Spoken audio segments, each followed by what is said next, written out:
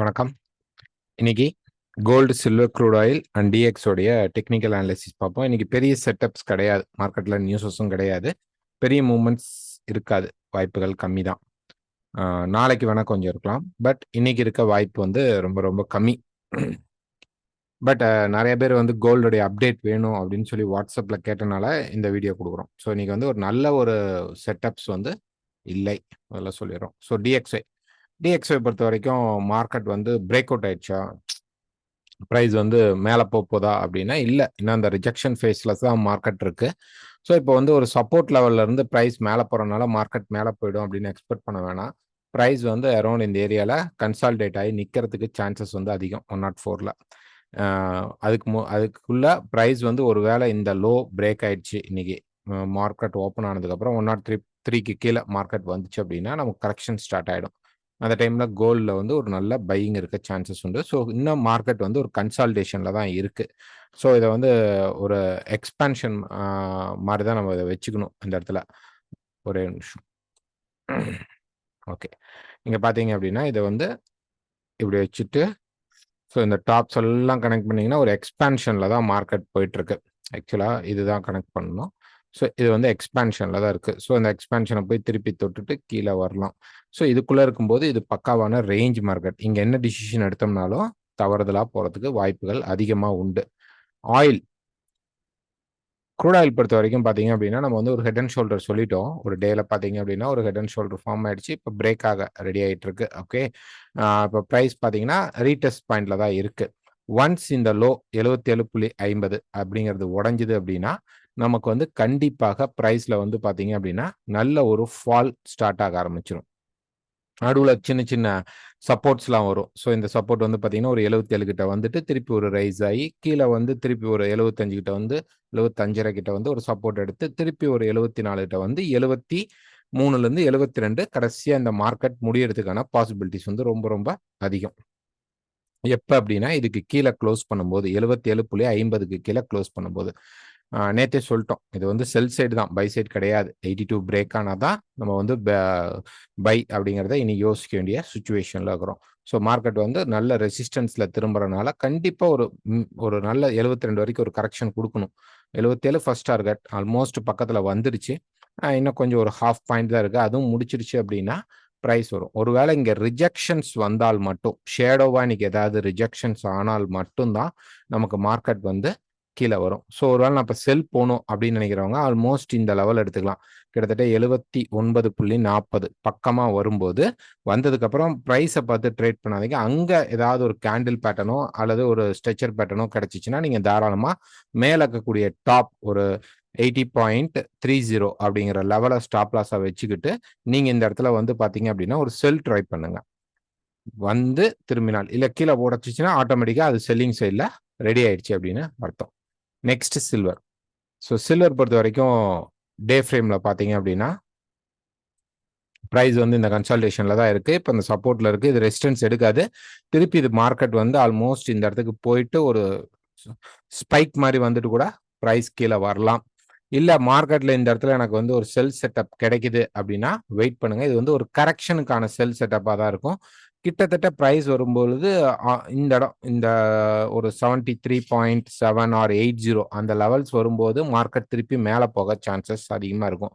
So இந்த இடத்துல ஒரு பிளாக் இருக்குது, அதனால நான் அந்த இடத்துல செல் போகிறேன் அப்படின்னு நீங்கள் போனீங்க அப்படின்னா கண்டிப்பாக பெரிய லெவலில் மார்க்கெட் வந்து செல் ஆகிறதுக்கான பாசிபிலிட்டிஸ் இல்லை. ஒரு கரெக்ஷன் செல் மட்டும் வந்துட்டு மார்க்கெட் மேலே போக வாய்ப்பு உண்டு. 23.20 வரைக்கும் கரெக்ஷன் வரலாம் எதிர்பார்ப்பு இருக்கு. பட் அதுக்கு முன்னாடியே மார்க்கெட் வந்து கண்டிப்பாக கன்சால்டேட் ஆகி திரும்பிடும் அப்படின்னு தான் எக்ஸ்பெக்ட் பண்ணுறோம். ஸோ ஒரு ஷார்ட் டேர்ம் செல்லிங் தான், பை தான் இருக்க வாய்ப்பு இருக்கு. கோல்டு. ஸோ கோல்டை பொறுத்த வரைக்கும் நேற்று நிறையா கால்ஸ், பை ஆயிடுச்சு, செல் வச்சிருக்கேன், செல் பொசிஷன் வச்சிருக்கேன், கட் பண்ணிடலாமா, மார்க்கெட் அப்படியே பை ஆயிடுமா. ஃபர்ஸ்ட் ஒரு பாயிண்ட் நல்லா தெரிஞ்சுக்குங்க. இந்த மார்க்கெட் பொறுத்த வரைக்கும் திருப்பி நியூ கமர்ஸ் நிறைய பேர் இருக்கிறனால இந்த மார்க்கெட்டை சொல்றோம். ஸோ இந்த மார்க்கெட் வந்து ஸ்ட்ரெச்சர் எப்படி இருக்கு அப்படின்னு பார்த்தீங்கன்னா இதுதான் ஸ்ட்ரெச்சர். ஓகே, அப்படின்னா என்னது, இந்த ஹைக்கும் இந்த லோக்கும் தான் மார்க்கெட் வந்து வந்துட்டு இருக்கு. இப்போ வந்துட்டு இருக்கிறது ஒரு கரெக்ஷன் செல். ஓகே, மேபி இதை உடைச்சாதான் நமக்கு பை ஆகும்.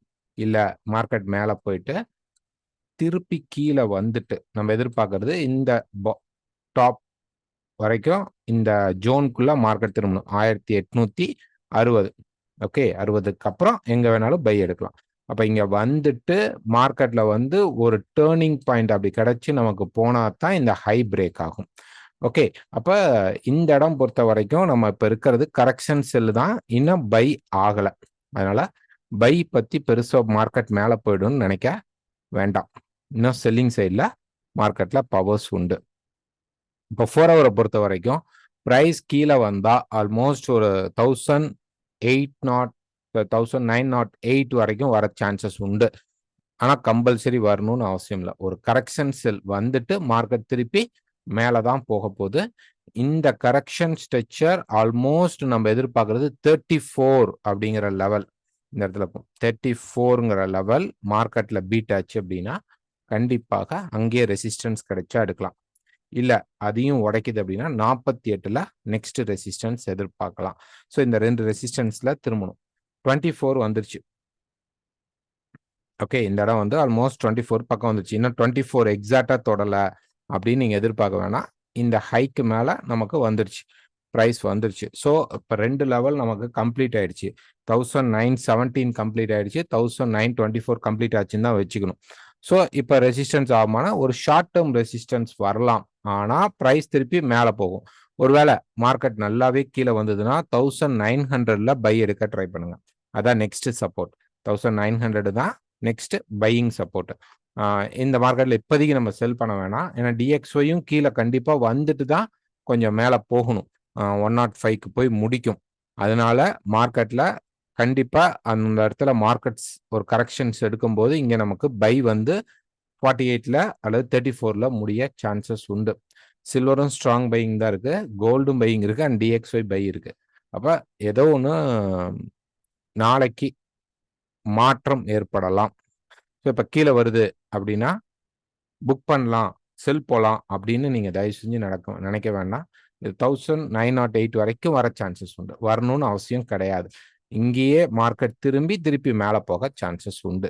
திருப்பி இந்த மாதிரி கீழே இந்த லோ ஒரு 14க்கு கீழே மார்க்கெட் வந்துருச்சு அப்படின்னா நமக்கு மேலே போய் 34ல கண்டிப்பா திரும்பிடும். நல்லாவே இது கரெக்ஷன் ஆயிட்டு மேலே போனால் 34ல திரும்பும். இல்ல நியூஸ் மார்க்கெட் ஓப்பன் ஆனோடனே இங்க இருந்தே மேலே போச்சு அப்படின்னா திருப்பி ஒரு சின்ன டிராப் ஆயிட்டு 48ல நமக்கு திரும்பும். ஸோ 2 கண்டிஷன் தான். இன்னைக்கு இந்த கண்டிஷனை பார்த்தோம்னா நாளைக்கு 34ல நம்ம செல் எடுக்க ரெடி ஆயிடலாம். ஓகே, ஸோ எங்ககிட்ட அக்கௌண்ட் ஓப்பன் பண்ணோம் அல்லது வந்து வேற ஏதாவது டெக்னிக்கல் டீட்டெயில்ஸ் வேணும் அப்படின்னா என்னுடைய வாட்ஸ்அப் நம்பருக்கு நீங்க கால் பண்ணுங்க அல்லது மெசேஜ் பண்ணுங்க. எங்களுடைய ஃப்ரீ டைம்ஸ்ல அந்த மெசேஜுக்கு நாங்கள் ரிப்ளை பண்றோம் அல்லது வாய்ஸ் நோட் போட ட்ரை பண்ணுங்க. அது மூலியமா எங்களுக்கு கொஞ்சம் ஈஸியா இருக்கும் நீங்க கேட்குற கேள்வி. சில பேர் வெறும் மெசேஜ் மட்டும் அனுப்பும்போது, டைப் மெசேஜ் அனுப்பும்போது புரிதல் வந்து கொஞ்சம் கம்மியா இருக்கு. பெட்டர் தான் நீங்க கால் பண்ணிட்டீங்கன்னா இன்னும் பெஸ்ட்டாக இருக்கும். எடுக்கல அப்படின்னாலும் வித்தின் ஹவர்க்குள்ள நாங்கள் உங்களுக்கு ரிட்டர்ன் கால் கொடுத்துருவோம் அல்லது மெசேஜ் கொடுத்துட்டு இந்த டைம் கால் பண்றோம்னு சொல்லி இன்ஃபர்மேஷன் கொடுத்துருவோம். Okay, thank you.